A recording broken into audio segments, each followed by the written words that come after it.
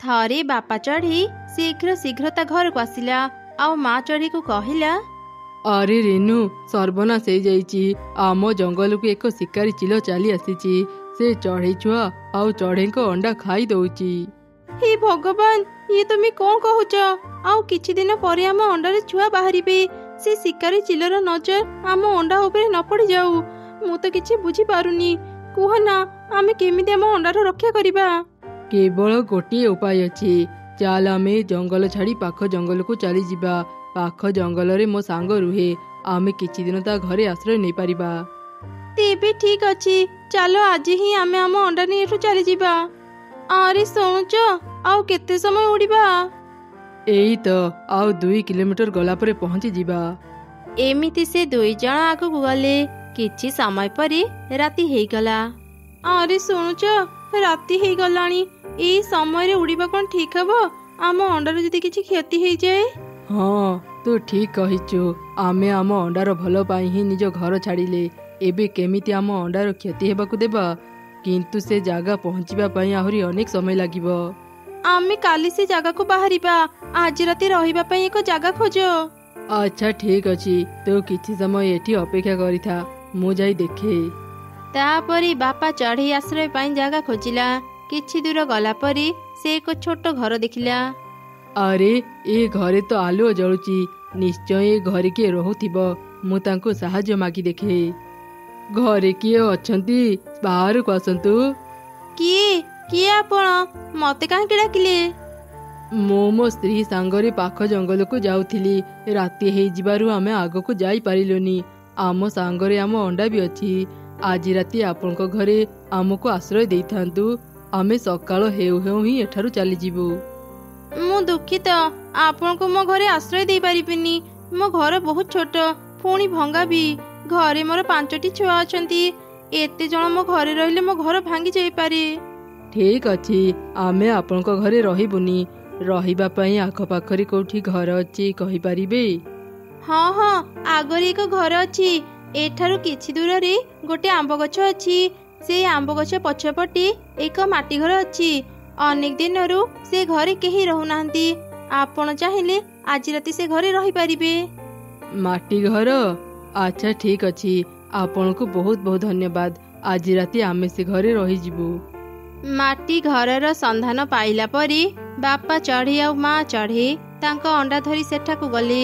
ସେ ମାଟି ଘରର ଚାରିପାଖ ପୁରା ଅପରିଷ୍କାର ଥିଲା। ଏମିତି ଏକ ସୁନସାନ ଜାଗାରେ ମାଟି ଘରକୁ ଦେଖି ମା ଚଢ଼େଇଟି ଡରିଗଲା। ଆରେ ଶୁଣୁଛ, ଏଇ ଘରକୁ ଦେଖି ମତେ ଭାରି ଡର ଲାଗୁଛି। ଏମିତି ଲାଗୁଛି ଏଇ ଘର ଗୋଟେ ଭୂତ ଘର। ଏଠି ରହିବାଟା କଣ ଠିକ ହେବ? ଆରେ ତୁ ଡରନି, ମୁଁ ତ ସାଙ୍ଗରେ ଅଛି। ଆମେ ଆଜି ରାତି ଏଠି ରହିଯିବା। କାଲି ସକାଳ ହେଉ ହେଉ ଏ ଘରୁ ଚାଲିଯିବା। ଠିକ ଅଛି, ଚାଲ ଆଗ ଏ ଘରକୁ ସଫା କରିନେବା। ତାପରେ ବାପା ଚଢ଼େଇ ଆଉ ମା ଚଢ଼େଇ ମିଶି ସେ ମାଟି ଘରକୁ ଭଲ ଭାବରେ ପରିଷ୍କାର କରିନେଲେ। ଯା ହଉ, ଏ ଘରଟି ପୁରାପୁରି ପରିଷ୍କାର ହେଇଗଲା। ଚାଲ ଏବେ ଶୋଇପଡ଼ିବା। ସକାଳେ ପୁଣି ଶୀଘ୍ର ଉଠି ପାଖ ଜଙ୍ଗଲକୁ ଯିବା।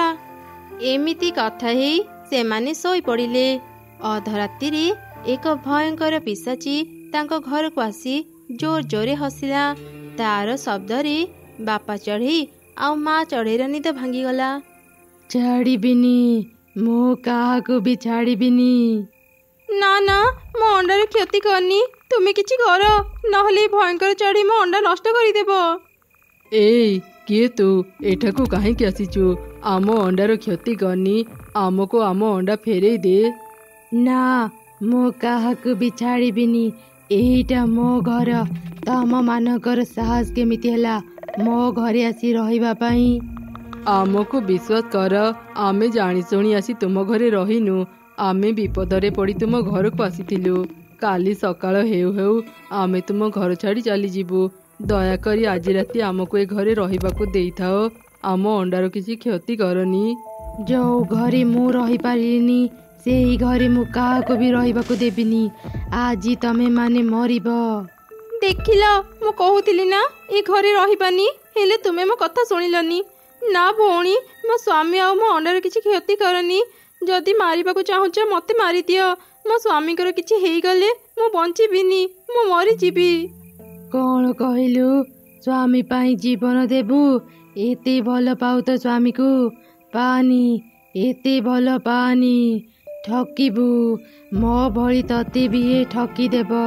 କାହା ଉପରେ ଏତେ ବିଶ୍ୱାସ କରନି, କାହାକୁ ବି ବେଶୀ ଭଲ ପାନି। ଭଉଣୀ, ତୁମେ ଏତେ ରାଗୁଛ କାହିଁକି? ତୁମ ସହ କିଛି ହେଇଥିଲା କି? ମତେ କୁହ। ଶୁଣିବୁ ମୋ କାହାଣୀ?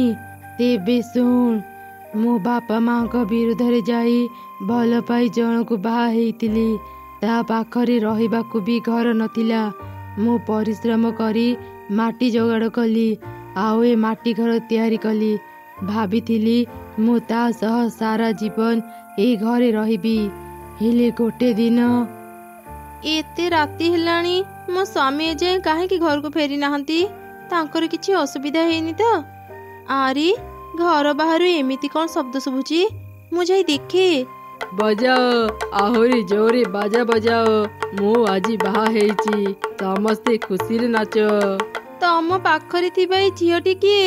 ଏମିତି ସମସ୍ତେ ବାଜା କାହିଁକି ବଜାଉଛନ୍ତି? ତତେ କ'ଣ ଦେଖାଯାଉନି? ଇଏ ମୋ ନୂଆ ସ୍ତ୍ରୀ। ମୁଁ ୟାକୁ ବାହା ହେଇଛି, ସେଥିପାଇଁ ସମସ୍ତେ ନାଚୁଛନ୍ତି। ଇଏ ତୁମେ କ'ଣ କହୁଛ?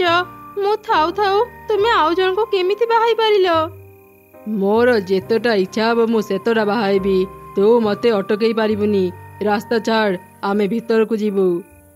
ନା, ମୁଁ ତୁମକୁ ଏ ଝିଅ ସହ ରହିବାକୁ ଦେବିନି। ଏ ଘର ମୁଁ ବନେଇଛି।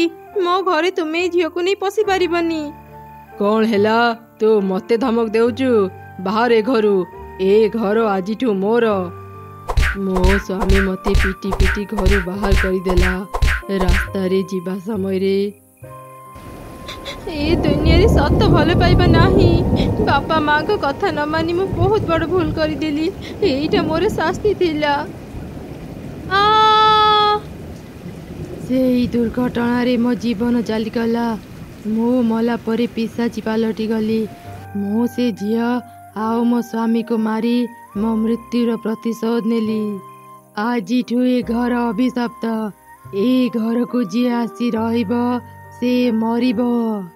ସତରେ ଭଉଣୀ, ତୁମ ସହ ବହୁତ ଅନ୍ୟାୟ ହେଇଛି। ହେଲେ ଭଉଣୀ, ଭୁଲ ତମ ସ୍ୱାମୀ କରିଥିଲା, ଏ ଘର ନୁହଁ। ତୁମେ ଅନେକ ଭଲ ପାଇବା ଦେଇ ଘର ବନିଛ। ତୁମ ଭଲ ପାଇବାରେ କୌଣସି ଭେଜାଲ ନଥିଲା। ତୁମେ କାହିଁକି ଏ ଘରକୁ ଅଭିଶପ୍ତ କଲ? ଚଢ଼େଇର ଏପରି କଥା ଶୁଣି ପିଶାଚି ନିଜ ଭୁଲ ବୁଝିପାରିଲା। ତୁ ଠିକ୍ କହିଲୁ। ମୋ ଭଲ ପାଇବାରେ କୌଣସି ଭେଜାଲ ନଥିଲା। ମୁଁ ଅନେକ ପରିଶ୍ରମ କରି ଏ ଘର ବନେଇଥିଲି। ମୁଁ ଆଉ ଏ ଘରକୁ ଅଭିଶପ୍ତ କରିବିନି। ଆଜିଠୁ ମୁଁ ଏ ମାଟି ଘର ତମମାନଙ୍କୁ ଦେଲି। ତମେମାନେ ଖୁସିରେ ଏ ଘରେ ରୁହ। ମୁଁ ଏବେ ଚାଲି ଯାଉଛି, ଆଉ କେବେ ବି ଏଠାକୁ ଆସିବିନି। ମୋ ମାଟି ଘର ତମକୁ ଲାଗିଲା। ପିଶାଚି ଆଖିରେ ଆଖିଏ ଲୁହ ନେଇ ସେଠାରୁ ଚାଲିଗଲା। ଦୁଇ ଚଢ଼େଇ ତାକୁ ହିଁ ଦେଖୁଥିଲେ। ସେମାନେ ଆଉ କୁଆଡ଼େ ବି ଗଲେ ନାହିଁ। ସେ ମାଟି ଘରକୁ ସୁନ୍ଦର କରି ସଜେଇ ସେ ଦୁଇ ଜଣ ସେ ଘରେ ରହିଲେ। କିଛି ଦିନ ପରେ ତାଙ୍କ ଅଣ୍ଡାରୁ ଛୁଆ ବାହାରିଲେ। ଛୁଆଙ୍କୁ ଦେଖି ବାପା ଚଢ଼େଇ ଆଉ ମା ଚଢ଼େଇ ଖୁବ୍ ଖୁସି ହେଇଗଲେ।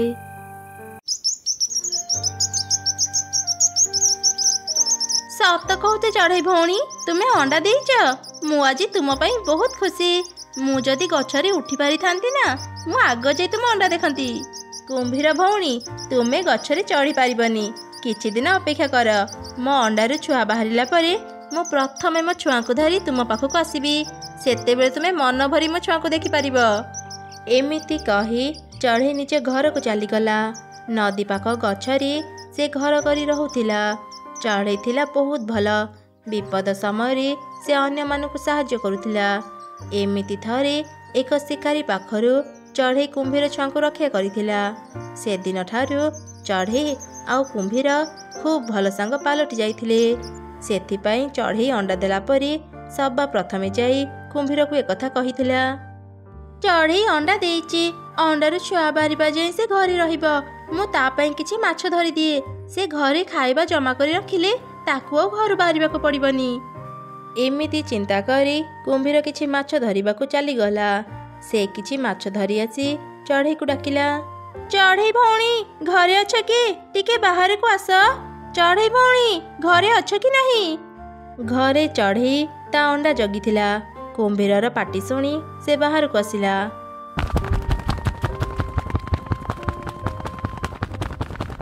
ଏ କ'ଣ କୁମ୍ଭୀର ଭଉଣୀ, ଏତେ ଗୁଡ଼ିଏ ମାଛ? ଏ ମାଛ ସବୁ କାହିଁକି ଆଣିଛ? କଥା କ'ଣ କି ଚଢ଼େଇ ଭଉଣୀ, ତୁମେ ଏବେ ଅଣ୍ଡାର ଯତ୍ନ ନେବ। କିଛି ଦିନ ତୁମେ ଏବେ ଘରୁ ବାହାରି ପାରିବନି, ସେଥିପାଇଁ ମୁଁ ଏ ସବୁ ମାଛ ତୁମ ପାଇଁ ଆଣିଦେଇଛି। ଏ ମାଛ ନେଇ ଘରେ ରଖ, ତୁମେ ଆଉ ବାହାରକୁ ଖାଇବା ଖୋଜିବା ପାଇଁ ଯିବନି। ଯେତେବେଳେ ବି ଭୋକ ଲାଗିବ ତୁମେ ଖାଇବା ଖାଇନେବ।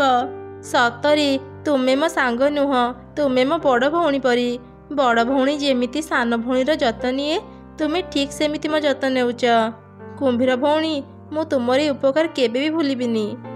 ଏମିତି କହି ଚଢ଼େଇ ସେ ମାଛ ଧରି ଘରକୁ ଚାଲିଗଲା। ଚଢ଼େଇ ଘରେ ରହି ତା ଅଣ୍ଡା ଗୁଡ଼ିକର ଯତ୍ନ ନେଉଥିଲା।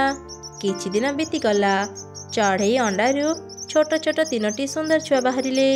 ଚଢ଼େଇ ସେମାନଙ୍କୁ ଧରି ପ୍ରଥମେ କୁମ୍ଭୀର ପାଖକୁ ହିଁ ଗଲା। କୁମ୍ଭୀର ଭଉଣୀ, ନଦୀରେ ଅଛ କି? ଦେଖିବ ଆସ, ମୁଁ ମୋ 3 ଛୁଆଙ୍କୁ ନେଇ ଆସିଛି। ଚଢ଼େଇର କଥା ସରିଛି କି ନାହିଁ, କୁମ୍ଭୀର ନଦୀ ଭିତରୁ ବାହାରି ଆସିଲା। ଆରେ ବା ଚଢ଼େଇ, ତୋ ଛୁଆଗୁଡ଼ା କେତେ ସୁନ୍ଦର ହେଇଛନ୍ତି। ଏମାନେ ପୁରାପୁରି ତୋ ଭଳି ଦେଖାଯାଉଛନ୍ତି। କୁମ୍ଭୀର ଭଉଣୀ, ଛୁଆ ହେଇ ସାରିଲା ପରେ ଏବେ ମୋତେ ଭାରି ଚିନ୍ତା ଲାଗୁଛି। ଏ ଜଙ୍ଗଲରେ ଗୋଟେ ଦୁଷ୍ଟ ଚିଲ ରହୁଛି। ସେ ଚିଲ ଅନେକ ଚଢ଼େଇ ଛୁଆଙ୍କୁ ଖାଇସାରିଲାଣି। ମୁଁ ଏବେ ବୁଝିପାରୁନି ସେ ଚିଲ ପାଖରୁ ମୁଁ ମୋ ଛୁଆଙ୍କୁ କେମିତି ରକ୍ଷା କରିବି। ଓ, ଏଇ କଥା ପାଇଁ ତୁ ଚିନ୍ତା କରୁଛୁ? ତୁ ଯେତେବେଳେ ଘରେ ଥିବୁ ତୋ ଛୁଆଙ୍କର ଧ୍ୟାନ ରଖିବୁ, ଆଉ ଯେତେବେଳେ ବାହାରକୁ ଖାଇବା ଆଣିବା ପାଇଁ ଯିବୁ ତୋ ଛୁଆଙ୍କୁ ମୋ ପାଖରେ ଛାଡ଼ିଦେବୁ। ତୁ ଫେରିବା ଯାଏ ମୁଁ ତୋ ଛୁଆଙ୍କୁ ଜଗିଥିବି। ଆରେ ଠିକ୍ କଥା, ମୁଁ ତ ଏମିତି ଭାବିନଥିଲି। ଯାହା ହଉ କୁମ୍ଭୀର ଭଉଣୀ, ତୁମେ ମୋର ଚିନ୍ତା ଦୂର କରିଦେଲ। ଏବେଠାରୁ ମୁଁ ଆଉ ଯେବେ ବି ବାହାରକୁ ଯିବି ମୋ ଛୁଆଙ୍କୁ ତୁମ ପାଖରେ ଛାଡ଼ିଦେବି। କୁମ୍ଭୀର ଆଉ ଚଢ଼େଇ ଯେତେବେଳେ କଥା ହେଉଥିଲେ, ଦୂରରୁ ତାଙ୍କୁ ଚିଲ ଦେଖୁଥିଲା। ଚଢ଼େଇର 3 ଛୁଆଙ୍କୁ ଦେଖି ସେ ସେମାନଙ୍କୁ ଖାଇବା ପାଇଁ ଯୋଜନା କଲା। ଆରେ ବାଃ, ଏଇ ଚଢ଼େଇଟାର ତ ଗୋଟେ ନୁହଁ କି 2ଟା ନୁହଁ, ପୁରା 3ଟା ଛୁଆ। ଏବେ ମୁଁ ଜଣ ଜଣ କରି ୟାର 3 ଛୁଆଙ୍କୁ ଖାଇଦେବି। ଖାଲି ଏବେ ସୁଯୋଗର ଅପେକ୍ଷା କରିଥାଏ। ଏମିତି ସେ ଚିଲ ସବୁ ସମୟରେ ସୁଯୋଗ ଖୋଜୁଥିଲା ଚଢ଼େଇ ଛୁଆଙ୍କୁ ଖାଇବା ପାଇଁ। ହେଲେ ସେ ଯେତେ ଚେଷ୍ଟା କଲେ ବି ଚଢ଼େଇ ଛୁଆଙ୍କୁ ଖାଇବାର ସୁଯୋଗ ପାଉନଥିଲା। ଚଢ଼େଇ ସବୁ ସମୟରେ ତା ଛୁଆଙ୍କୁ ଜଗି ରହୁଥିଲା। ଆଉ ଯେତେବେଳେ ଖାଇବା ଆଣିବାକୁ ବାହାରକୁ ଯାଉଥିଲା, କୁମ୍ଭୀର ଚଢ଼େଇ ଛୁଆଙ୍କୁ ପିଠିରେ ବସେଇ ନଦୀରେ ବୁଲୁଥିଲା। କୁମ୍ଭୀର ପିଠିରେ ଚଢ଼େଇ ଛୁଆ? ଚଢ଼େଇ ଯେତେବେଳେ ଘରେ ରହୁନି, ଏ କୁମ୍ଭୀର ତା ଛୁଆଙ୍କୁ ଜଗୁଛି। ଏତେ ଚେଷ୍ଟା କଲେଣି, ହେଲେ କୁମ୍ଭୀର ପାଇଁ ମୁଁ ଚଢ଼େଇ ଛୁଆଙ୍କୁ ଖାଇବାର ସୁଯୋଗ ପାଉନି। ମୋତେ କୁମ୍ଭୀରର କିଛି ବ୍ୟବସ୍ଥା କରିବାକୁ ହେବ। ମୁଁ କୁମ୍ଭୀରର ତ କିଛି କ୍ଷତି କରିପାରିବିନି, ହେଲେ କୁମ୍ଭୀର ଆଉ ଚଢ଼େଇ ଭିତରେ ମୁଁ ଝଗଡ଼ା ଲଗାଇ ପାରିବି। ଏମିତି ଚିଲ କେତେବେଳେ କ'ଣ କରିବ ଯୋଜନା ବନିଲା। ପରଦିନ ହିଁ ସେ 3ଟି ସୁନାହାର ଧରି ଚଢ଼େଇର ଘରକୁ ଗଲା। ଆଉ ଚଢ଼େଇର 3 ଛୁଆଙ୍କ ବେକରେ ସେ ସୁନାହାର ପିନ୍ଧେଇ ଦେଲା। କ'ଣ ହେଲା ଚଢ଼େଇ, ଏମିତି ଦେଖୁଛୁ କ'ଣ ପାଇଁ? ସମସ୍ତେ ମୋତେ ଭୁଲ ବୁଝନ୍ତି, ହେଲେ ମୁଁ ଏବେ ବଦଳି ଯାଇଛି। ମୁଁ ଆଗରୁ ଏତେ ଖରାପ ନଥିଲି। ତ ଆଗରୁ କୁମ୍ଭୀର ମୋର ସାଙ୍ଗ ଥିଲା। ସେ ହିଁ ମୋତେ ଚଢ଼େଇ ଛୁଆଙ୍କୁ ଧରି ଆଣିବା କଥା କୁହେ। ମୁଁ ତା କଥାରେ ପଡ଼ି ଚଢ଼େଇ ଛୁଆଙ୍କୁ ଧରି ନେଇଯାଏ। ତାପରେ ମୁଁ ଆଉ କୁମ୍ଭୀର ମିଶି ଚଢ଼େଇ ଛୁଆଙ୍କୁ ଖାଉ। ହେଲେ ମୁଁ ମୋ ଭୁଲ ବୁଝିପାରି କୁମ୍ଭୀରର କଥା ଆଉ ଶୁଣିଲିନି। ତା ସହ ଆଉ ସାଙ୍ଗ ହେଲି ନାହିଁ। ସେଥିପାଇଁ ସେ ଏବେ ତୋ ସହ ସାଙ୍ଗ ହେଇଛି, ଆଉ ଅନ୍ୟ ଚଢ଼େଇମାନଙ୍କ ସହ ବି ସାଙ୍ଗ ହେବାକୁ ଚେଷ୍ଟା କରୁଛି, ଯେମିତି ସେ ଏକା ହିଁ ଚଢ଼େଇ ଛୁଆଙ୍କୁ ଖାଇପାରିବ। ଆଉ ତୁ ସେ କୁମ୍ଭୀରକୁ ବିଶ୍ୱାସ କରି ତା ପାଖରେ ତ ଛୁଆଙ୍କୁ ଛାଡ଼ୁଛୁ। ମୁଁ ଆଗରୁ ଯେଉଁ ଭୁଲ କରିଥିଲି, ସେଥିପାଇଁ ଏବେ ଯାହାର ବି ଛୁଆ ହେଉଛି ମୁଁ ତାଙ୍କ ଘରକୁ ଯାଇ ସେ ଛୁଆଙ୍କୁ ସୁନାହାର ଦେଇ ମୁଁ ତାଙ୍କୁ କ୍ଷମା ମାଗୁଛି। ଆଜି ମୁଁ ସେଥିପାଇଁ ତ ପାଖକୁ ଆସିଥିଲି। ମୁଁ ଏବେ ଯାଉଛି ଚଢ଼େଇ। ଏମିତି ମିଛ ନାଟକ କରି ଚିଲ ସେଠାରୁ ଚାଲିଗଲା। ଚଢ଼େଇ କୁମ୍ଭୀରକୁ ସନ୍ଦେହ କରିବା ଆରମ୍ଭ କଲା। ଦିନେ ସେ ଘରେ ନଥିଲା। ତାର 3 ଛୁଆ କୁମ୍ଭୀର ପାଖକୁ ଗଲେ। କୁମ୍ଭୀର ମାଉସୀ, ମା ଆଜି ବାହାରକୁ ଯାଇଛି, ଏଯାଏଁ ଘରକୁ ଫେରିନି। ଘରେ ଏକା ରହିବା ପାଇଁ ଆମକୁ ଭଲ ଲାଗିଲାନି, ସେଥିପାଇଁ ତୁମ ପାଖକୁ ଚାଲି ଆସିଲୁ। ଭଲ କରିଛ ପିଲାମାନେ, ଆସ ମୋ ପିଠିରେ ବସ, ମୁଁ ତମମାନଙ୍କୁ ନଦୀ ସେ ପାଖରୁ ବୁଲେଇ ଆଣିବି। ତାପରେ କୁମ୍ଭୀର ଚଢ଼େଇ ଛୁଆକୁ ପିଠିରେ ବସେଇ ନଦୀରେ ବୁଲୁଥିଲା। ସେହି ସମୟରେ ଚଢ଼େଇ ସେଠି ପହଞ୍ଚିଗଲା। ଶୁଣ କୁମ୍ଭୀର ଭଉଣୀ, ତୁମେ ମୋ ଛୁଆଙ୍କୁ ନେଇ ଆଉ ନଦୀ ଭିତରକୁ ଯିବନି। ଶୀଘ୍ର ମୋ ଛୁଆଙ୍କୁ କୂଳକୁ ନେଇ ଆସ। ଏମିତି ଶୁଣି କୁମ୍ଭୀର ଚଢ଼େଇ ଛୁଆଙ୍କୁ ଧରି କୂଳକୁ ଆସିଲା। ଚଢ଼େଇ କୁମ୍ଭୀର ସହ କିଛି କଥା ନ କହି ତା ଛୁଆଙ୍କୁ ଧରି ଘରକୁ ଚାଲିଗଲା। ଚଢ଼େଇର ଏପରି ବ୍ୟବହାର ଦେଖି କୁମ୍ଭୀର ବହୁତ ମନ ଦୁଃଖ କଲା। ଏସବୁ ଦୂରରୁ ଚିଲ ବି ଦେଖୁଥିଲା। ସେ ତ ଖୁବ୍ ଖୁସି ହେଇଗଲା। ଯା ହଉ, ଏ ଚଢ଼େଇ ତାହେଲେ ମୋ କଥା ମାନିଲା। ଏବେ ଖାଲି ସୁଯୋଗ ଦେଖି ମୁଁ ତାର ଛୁଆଙ୍କୁ ଖାଇଦେବି। ଏମିତି ଚିଲ ସୁଯୋଗ ଖୋଜିଲା। ଚଢ଼େଇ ଆଉ କୁମ୍ଭୀର ପାଖରେ ତା ଛୁଆଙ୍କୁ ଛାଡ଼ି ବାହାରକୁ ଗଲା ନାହିଁ। କିଛି ଦିନ ବିତିଗଲା। ଦିନେ ଏକ କାମରେ ଚଢ଼େଇ ବାହାରକୁ ଗଲା। ସେ ତାର ଛୁଆଙ୍କୁ ଘରେ ରହିବା ପାଇଁ କହିଥିଲା। ହେଲେ ତାର ଛୁଆମାନେ ଘରେ ନ ରହି ଘର ବାହାରେ ଖେଳୁଥିଲେ। ସେହି ସମୟରେ ଚିଲ ସେଠାକୁ ଚାଲି ଆସିଲା। ବାଃ, ଆଜି ଯାଇ ମୁଁ ସୁଯୋଗ ପାଇଲି। ଶୀଘ୍ର ଯାଏ ଏଇ ଚଢ଼େଇ ଛୁଆଙ୍କୁ ଖାଇଦିଏ। ଏମିତି କହି ଚିଲ ଯେମିତି ଚଢ଼େଇ ଛୁଆଙ୍କୁ ଖାଇବାକୁ ଚେଷ୍ଟା କଲା, ନଦୀ ଭିତରୁ କୁମ୍ଭୀର ବାହାରି ଆସିଲା।